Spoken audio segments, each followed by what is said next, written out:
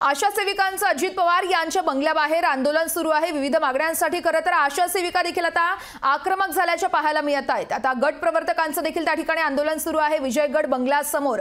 यावेळेस पोलिसांचा मोठा बंदोबस्त तैनात करण्यात आलाय। मागण्या मान्य होऊन देखील अंमलबजावणी न झाल्यानं हा आशा सेविकांचा यलगार पाहायला मिळतो। दरम्यान अजित पवार यांनी विधानसभेत आशा सेविकांच्या मागण्यांसंदर्भात सरकार सकारात्मक असल्याचं सांगितलं आहे आणि त्याच अनुषंगाने आता अंमलबजावणी मात्र झाली नसल्यानं आशा सेविका आक्रमक झाल्याचे पाहायला मिळत आहेत।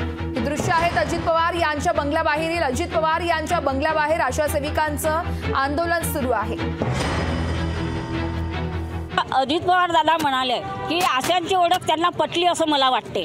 अजित दादांना जसे आशांची ओळख पटली तसे ते म्हणाले की आम्हाला आशांनी जे काही मागितलेलं आहे तर ते आम्हाला काहीच माहीत नाही।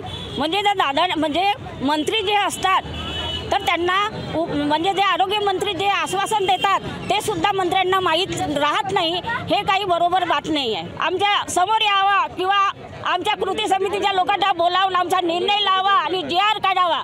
जोपर्यंत जी.आर. आमच्या हातात येणार नाही तोपर्यंत आशा आणि गटप्रवर्तक ही जागा सोडणार नाही। हे अजित दादांना तुम्ही कळवावे हीच माझी तुमच्याकडून आग्रहाची विनंती आहे।